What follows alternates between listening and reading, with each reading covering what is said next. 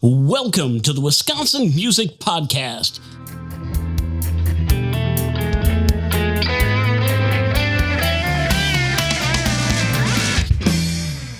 Welcome to the Wisconsin Music Podcast. This week we have Josh Escher. Did I say that correctly?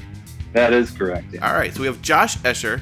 He's a bass player, and he is the bass player for an 80s party rock cover band called Rising Phoenix. He's from Appleton, but the band is based in central Wisconsin. He's going to talk about how he got into music and things of that nature. So, Josh, welcome to the Wisconsin Music Podcast. Thank you, Zach. So, give the listeners an idea of how you got into music and how it's kind of grown in your life and how it's gotten you to where you are today.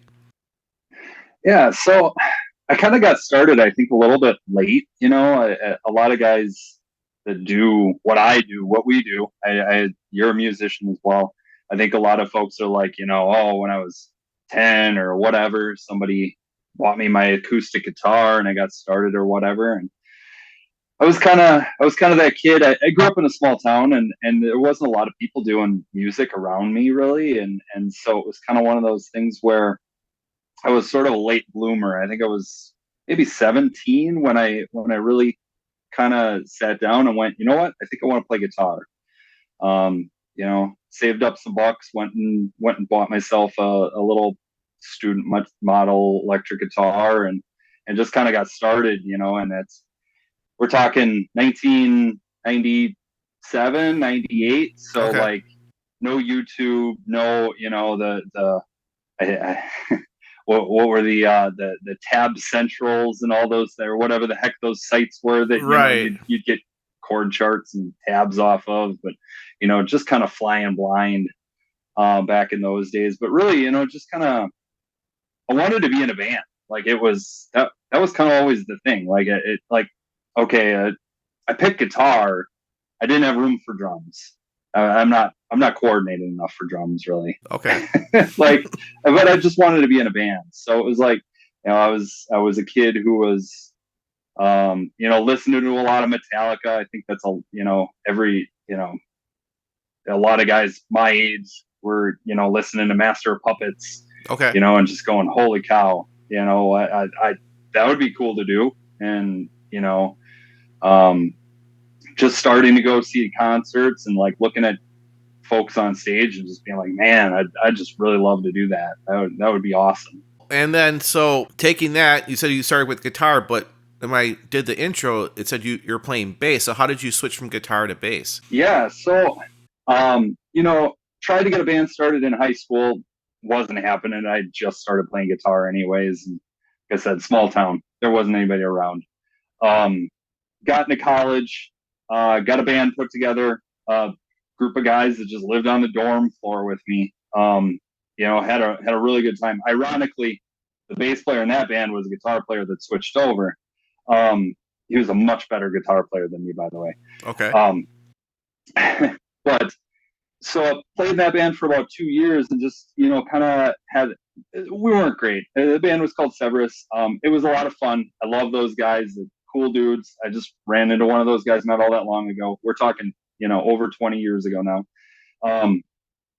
But everybody kind of finished up school and I was still going to shows and still had a lot of those contacts that I had through booking stuff and whatnot. And just happened to have a group of guys that I was pretty good friends with reach out to me and say, hey, we're thinking of replacing our bass player. Do you think you could play bass? I'm like, yeah, I don't see why not. Like I was going to see them all the time. I knew the songs pretty much. I mean, as well as I needed to. Okay. And so I went and traded a bunch of stuff in and got a bass guitar and got a rig and joined this band called Pale Gray Sky that I ended up playing in for, probably 9 or 10 years. And it was really just kind of I was playing guitar riffs on bass. It was, I look back on that time and I'm like, I was playing bass, but I wasn't really a bass player, quote unquote, at that point in time. But I picked up the bass and it just it sort of stuck for me. What made you realize that those lines that you were playing on bass really weren't bass lines, they were more guitar? I mean, I know you were coming from a guitar player perspective, but Yeah. that had to be some kind of influence into what you now do on the bass. So it's funny, because like we're talking about like probably about 2005, long Okay. time ago, connects up to what I'm doing right now. Um, Around that time, there was a guy, his name's Eric Gunderson, real talented drummer. I think he was playing in a punk band out of Oshkosh called Rick Winkler at the time. Had reached out to me and he was like, "Hey, I want to start a Motley Crue tribute band." And I was like, I never thought about playing in a cover band, much less a tribute band. To be honest, at that point in time, I was kind of that like, oh, screw cover bands, like, all against that whole. I was that guy, Okay. all full of piss and vinegar at 22, 23 years old, and but it was like he was like, yeah, well, we're gonna dress up and just be ridiculous. It'll probably be a good time. We can make a little bit of money, and I'm like, yeah, sure, why not? I got time. And so joining that band, I had to sit down and learn like 3 hours of one specific bass player's music. And it's funny because, right now there's a lot of stuff with Nikki Sixx and like whether or not he's actually playing on stage and whether or not he actually recorded some of those parts. But they were bass parts. They were bass lines where for a long time all I was doing was basically just playing the guitar parts lower, really. Okay. In Pale Gray Sky, which I was having a blast doing. And don't get me wrong, those are some of the best years of my life playing in that band. But like I started doing this Motley Crue tribute. It was called Sleep Patrol, and it was just like, oh, this is what a bass player does. Like you're the rhythm section. You lock in with the drummer. You Yes. hold down the low end. You fill in that space. That's your job. Right. And that it was that point where I really sat and I just went like, oh, this is cool. Like I was always, I said before, I was a Metallica kid. Mm-hmm. I was a James Hetfield guy. Right. I wasn't the Kirk Hammett guy. I was Gotcha. the James Hetfield guy. I always wanted to be the rhythm guy. And becoming just a bass player is that. I was the rhythm guy, and I get to fill in that space. And it just always felt right for me, and Gotcha. I haven't looked back since. Nice. So now that you're definitely more tuned into being a bass player, not a guitar player playing bass. You're actually a bass player. Do you find that locking in with like the kick drum and what the drummer is doing is highly important? Oh, absolutely. Yeah. It's obviously all the time, there are certain songs I feel like where it maybe becomes less important, but it's one of those things like nothing feels better than when you're just tight with that drummer. I've always been really lucky in every band I've ever played in, that I've just had these drummers that are just super super tight and in the pocket. Makes my job super easy. But they're really, I don't think there's a better feeling as a bass player like than getting in that pocket and just sitting in there and just feeling that. Yeah, it's like you said, it's that pocket, and if it's got that pocket, everything on top of that just flows so much better. Oh, absolutely. Yeah. Now, so you've been playing out live a lot. I mean, over these years. So, what have you kind of noticed from the local scene that is some positives that you've encountered? It's funny because things I say all the time that I feel like things changed a lot in all the years that I've been doing it, but then I say that and sometimes I'm like have they though, or are you just getting old and you just feel like not like not locked into things? Like I was so immersed in that like in that original band world for a really long time, and now I'm in the cover band scene, and it's like do I not know what's going on in that world over there anymore, or Is there not anything? I don't know. What I feel like I see is, I just feel like there's so many good musicians now. I think that's probably the thing I noticed the most, and it's like, especially the young musicians. Like it's crazy. Like there are some bands running around here that are half my age. I'm 41, so when I say half my age, we're talking about kids that are Right. just barely able to go into bars without their parents. Yeah. And like, I wish I was as good as some of these kids are. I think that's probably the biggest thing that I've seen. And I imagine that's like I said way at the beginning, having those access to those tools, like having YouTube and like all these online courses and things like that. And then I think I really personally feel like I see a lot of the bands around the area going a little more out of their way to kind of give those kids a little bit of a leg up these days than when I was starting out. Man, it felt like everything was competition. Right. It felt like you were fighting for your life to get gigs, and there was a small handful of people that were going to help you out, and everybody else was just going to push you down on their way by because they were afraid you were going to take their spot and all. Right. And I just don't feel like it's that way anymore. At least not nearly to the extent that I felt like it was in 2002. Yeah. Right. It's people aren't afraid to, like you said, give a leg up to upcoming musicians. They actually want to encourage them instead of diminishing their dreams or whatever you want to call it of being, playing in the live music scene in your absolutely. area. Yeah. Now, thinking on the other side of the coin, what are some of the struggles you've kind of seen over the last so many years that you think need to help bring the live scene a better reputation? I think the thing that I notice, and like I was saying, maybe I'm just out of the loop, but like when I was doing the original thing, it felt like a lot more places for us to play, and I feel like that's something that a lot of original, like full bands, there's lots of places for solo acoustic folks or little duos. There's a lot of places that want those folks to play. Yeah.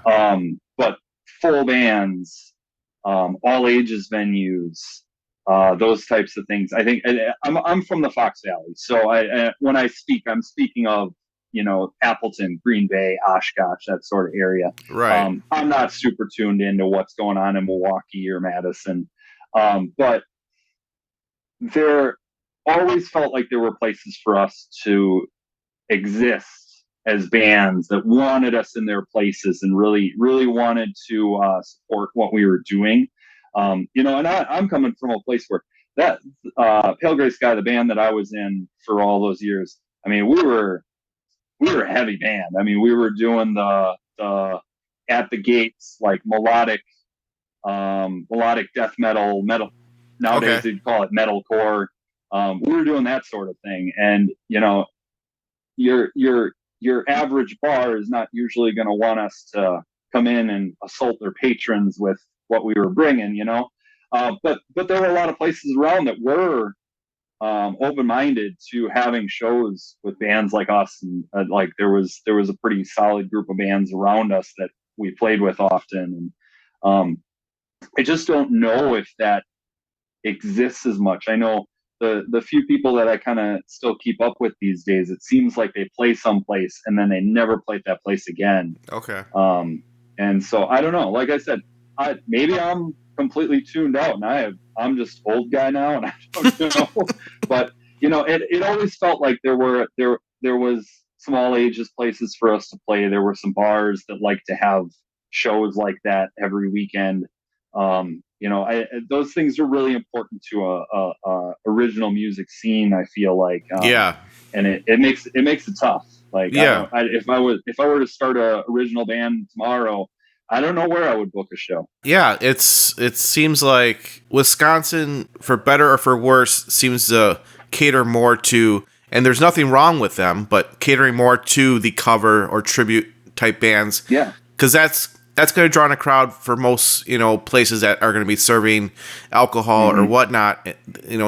That's an easier sell than we have this original band, and I know you guys maybe never heard of them, but come to our establishment anyways, and that's a harder sell, unfortunately. Yeah, and it's funny because in 2005 we complained about the cover bands all the time taking all the places, but we had lots of places to play. So right.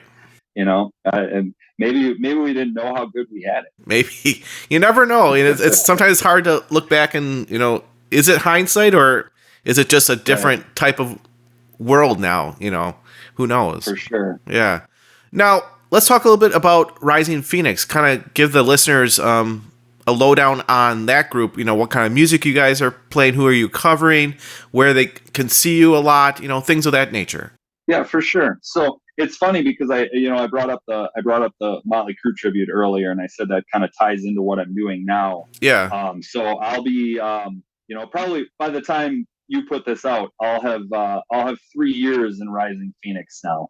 I joined the band of all times in 2020, which is what a great time to join a band.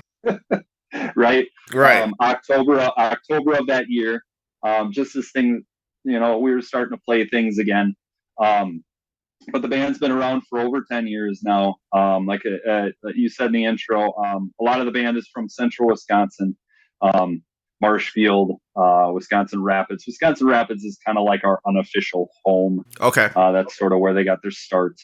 But one of the numerous different singers in Sleaze Patrol his name is Matt, and he is the singer in Rising Phoenix, has been pretty much almost since their beginning.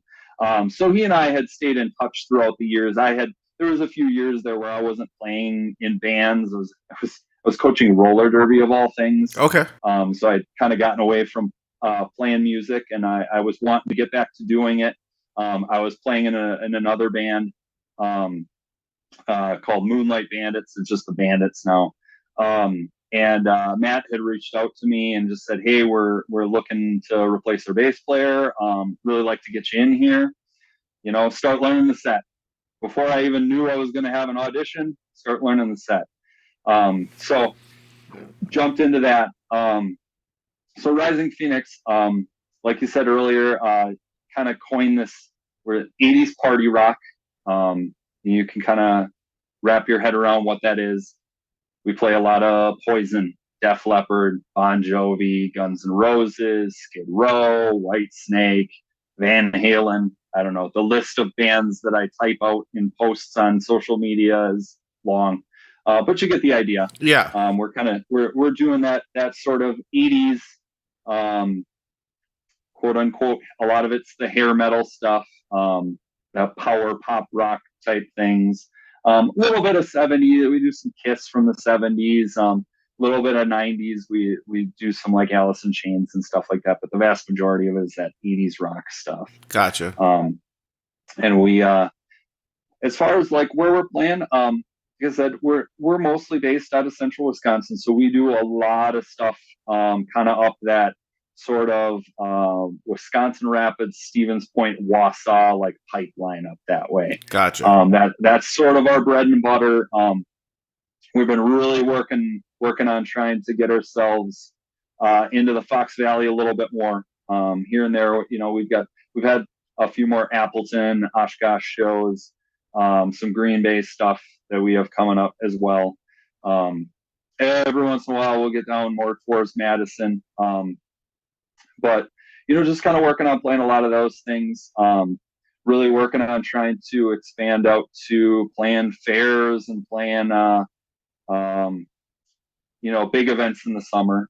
Gotcha. And now, for listeners out there that are in bands like yours, what are some advice you would give them for not only just finding gigs, but keeping bands together, and just meshing well together? Yeah. As far as finding gigs, it's all about, put your best foot forward. I have been sort of in charge of our social media for a while now. And, the thing that I always say is like, I try to make our band look fun. Like people nobody cares if you can absolutely nail that guitar solo or that drum fill. Well, I shouldn't say nobody. Musicians care, Yeah. but the average person, they want to come out and see a band and have a good time. So focusing on being fun, putting it out there that what you do is going to sell beer. It's going to keep people in the establishment. Um, those are the things that matter when it comes to booking. So, really kind of focusing on those things, and as far as keeping the band together, it just comes down to like, find people that you can put up with outside of playing. I think is always the most important thing. Yep. If you can't hang out with people, you probably aren't going to want to play with them for the Right. longest time. Yeah. But I always say, like, I did a whole when I got out of the coaching derby thing. I spent a bunch of time like looking for a band to play in, and like I really tried to focus on like they were trying me out because they needed a bass player. Yeah. But like I always said, I'm auditioning them too. True. Like I wanna get the vibe of the people. I wanna make sure that like playing wise the things fit. There were definitely a couple of situations where I was like, it's just not right, and you walk away from it, and I think that sometimes folks are just like, you find like, we need a guitar player, and then a guitar player shows up and you're like, all right, we got a guitar player. And sometimes you got to be patient. Yep. You got to be willing to say, hey, you know what, that wasn't the right one, let's keep looking. It might mean that it's going to take you an extra month or two before you start gigging, but in the long run, it's better to find those right people first than make those changes down the line. Right. Once the truck is going down the highway, Right, exactly. Because, yeah, I mean, sometimes it takes maybe a couple times playing with somebody to warm up to them, and sometimes it just happens right away. But it's hard to do that sometimes because, say you get somebody in the band and you're thinking, well, maybe in a little bit of time, this person will start gelling with us, but sometimes it just never does, and then it gets harder and harder to say, sorry, this is not going to work out, and, it gets complicated.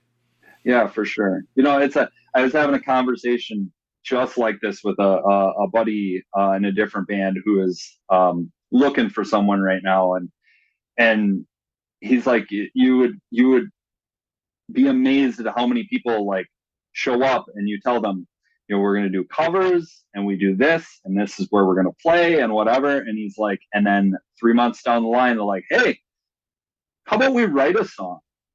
And it's like, the whole time they were just hoping that like if they got themselves in that band, that the band would just sort of bend to what they wanted, down the line. And you got to go into it knowing that what they say is what they mean. Right, exactly. Yeah. I mean, if you have alternative options or alternative motives, then you need to say that out front, otherwise, like you said, down the line, it's just not a good thing.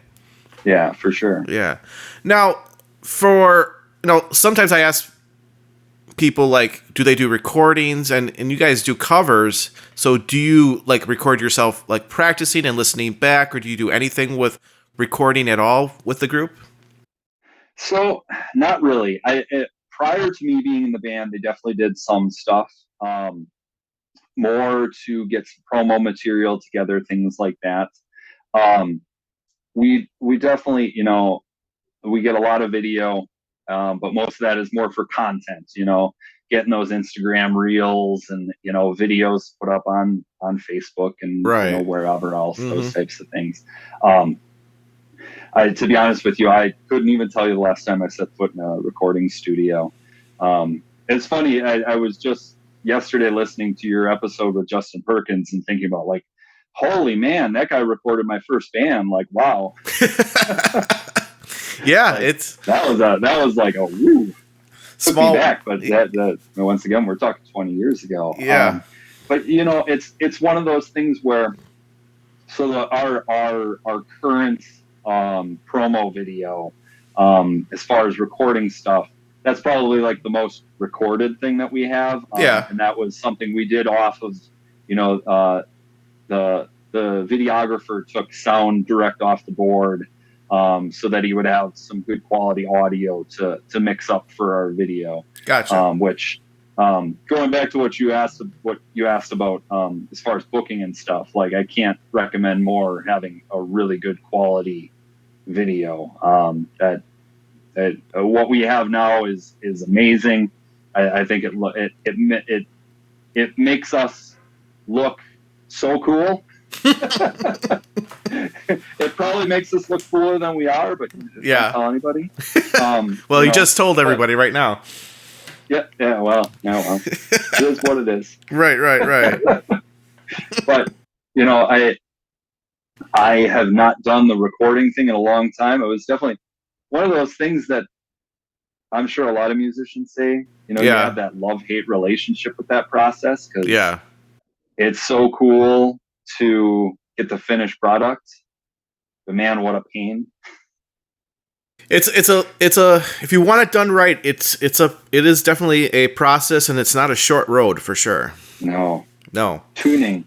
Tuning. Right. All day. Yes. Tune after every take. Otherwise, I mean, depending on, what's, strings you're using and things like that nature. But yeah, you got to make sure you got to micromanage everything from beginning to end sometimes, just because you play a song and then 3 songs later you're out of tune. You didn't even know it. And you got to go back and redo stuff. Otherwise it's just start over. Exactly. It's not like a live gig where that's not recorded and you just go listen to them and then it's there and it's gone. You got a recording. You can go back and listen to it as many times as you want to, and you start hearing things that you didn't hear before. So, going on from there, we talked about the local scene, and we're getting close to the end here. Work-life balance. Do you have, is it challenging for you to do the band and have the other part of your life, or is it a pretty good balance for you? I would say that sometimes it's hard. We as a band, we definitely keep some weekends open every month. A couple of the guys have young kids. So, we try to make sure that there is some space for family time. We're not playing every single weekend. I know at one point in time before I joined Rising Phoenix, I believe there was a year, 2017, 2018, something like that, where they played every single weekend the entire year. Wow. Sometimes Friday and Saturday, but definitely every single weekend for the entire year. We don't do that now. Yeah. and that's okay. My wife is about as supportive as anybody could ever be. She comes to a lot of gigs. She actually takes a lot of video for me. And so we definitely get that time, but it's obviously, it's still really important that we get our time outside of that. And we as a band, because we're so spread out, we don't really practice all that often. Okay. I think in the 3 years that I've been in the band, I think we've gotten together as a group in a room and practiced maybe 6 or 7 times. Interesting. And probably 3 of those were when I was joining, and we were just kind of running through, beginnings and endings, so that I knew how they did that stuff. Gotcha. Otherwise, it's kind of when things get slow in the fall or the winter, and we decide like, oh, hey, let's add a couple of songs. We'll find a little time to get together and just sort of run through things. But otherwise, we're playing enough that, yeah. After all the years that the guys have been together, we can play pretty well together without having to get together.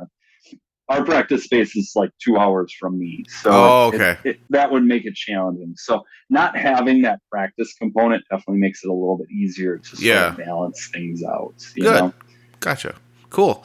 The last thing I ask is gigs that made an impression on you. So as a performer, is there a gig that made a great impression on you? And also as an audience member, is there a gig or performance that you saw that made a big impression on you? Oh man. So let me start first with the as an audience member, because Okay. it's funny because it just came up in my in like my Facebook memories. Okay. A number of years back, my wife bought us tickets to go see Garth Brooks. Okay. Now it's funny because like with all the music that I've been talking about, you can obviously assume the kinds of stuff that I generally listen to, Mm-hmm. and I could sit here and be like, oh, I saw Metallica in 2000 and that was amazing, or like I saw Pantera this time or that time, and all those things were great, but like we went and saw Garth Brooks a number of years ago, and I grew up with Garth Brooks getting played in the house. I could sing every word to every single song. Okay. I'm not a big country guy. I love Garth Brooks. That was the most amazing concert that I think I've ever been at. I mean, the people in the crowd were holding up signs for really random, like B-side songs that he hasn't performed in 20 years. And he would just play like a verse and a chorus off the top of his head. Nice. All by himself. Nice. You know, and just like, and then throw in like the drummer had like a drum kit in like a gyroscope thing and did a drum solo with which you wouldn't expect at a country show. No. Right. But still amazing. Yeah, it's amazing. It doesn't matter the genre, it's how well that artist can perform what they perform. And it was, I mean, so good. So good. Like it just nailing everything, and just, I mean, probably all the best musicians that money could buy on that stage too, you know? Yep. So that is definitely probably that. As far as shows I've played now, Rising Phoenix has definitely played some really cool things since I've joined the band. The band has been on such an upward trajectory. You know, I don't want to take away from that, because like we're doing some really cool things. There's a balloon rally in Wausau we get to play every year that has thousands of people, and like we play while the balloons are lighting up the balloons with the fire and all those types of things. Lots of super cool stuff, and next summer is even going to be bigger. But in the first handful of years when I was in Pale Gray Sky, there was a period of time where we were actually getting, I don't know if you're familiar with the Fox Valley much, but there's a rock radio station called the Razor up here. And they had sort of taken on the mantle of like supporting local rock bands, metal bands, these sorts of things. And at one point in time, they had a handful of us open for some like national acts. And in a lot of cases, when they would do those types of things, usually like, you know, the local bands would play and like nobody would be there, and then people would sort of show up. Yeah. Closer to the end of the night when the national bands were going to play. And we played this one show. It was Riverside Ballroom in Green Bay. I think that's a 2,500 cap venue, I think. We were going on first of 6 bands. We were worried we weren't going to get to play for anybody because they were going to open the doors and it was going to start. We looked out the door by the stage right before we start, or right before they were going to open the doors, and the line was like around the parking lot and down the block. Wow. And they let all of those people get in the building before they made us start. I have never gotten to play over the top. I don't know how else to put it, but over the top of like a full-on circle pit in my life. It's probably the only time I ever got to do that. I think we played a 25-minute set or a 30-minute set. It might as well have been 30 seconds. It was just like a blur. I don't remember anything else other than that it was just a massive humanity in front of us. Yeah. And I don't know. I definitely get to play some awesome shows in front of killer crowds all the time now. But man, how do you just like, I probably didn't even play everything right that day. It was just, you know, you get, I'm kind of that, I'm that bass player. The joke about bass players is it's either the guy that is doing cartwheels on stage or the guy that's standing at the back. I'm the guy that does cartwheels on stage. Okay. And I probably spent more time running around on that stage than actually playing. I'll be chasing that feeling. You know, I still play live and I try to be that person on stage to this day because that feeling was just insane. Yep. And there are so many musicians out there that have similar stories and know exactly what you're talking about. I myself, I've been in those kind of situations too, where it's just like, this is the greatest feeling ever. That's for sure. Is there anything else you'd like to say before I let you go for today? Oh, geez. I don't know. Thanks for having me on. Okay. Everybody come out and see a Rising Phoenix show if you see us coming around. Absolutely. Yeah, I don't. Like I said, I do listen to the podcast periodically, and it's super cool that you're doing this to kind of put a highlight on some people that I've definitely listened to a few episodes. Good. Where I was just like, I don't even know who this person is or really know anything about what they do, but like it's just kind of cool to like, hey, here's some random hip hop guy from I don't know, Dodgeville or something like that. Right. Like, it's really neat to kind of get to hear what else is going on. Excellent. Well, Josh, thank you so much for being on the Wisconsin Music Podcast. It's been a pleasure talking and hearing your story, and thank you so much for being on. Thank you, Zach.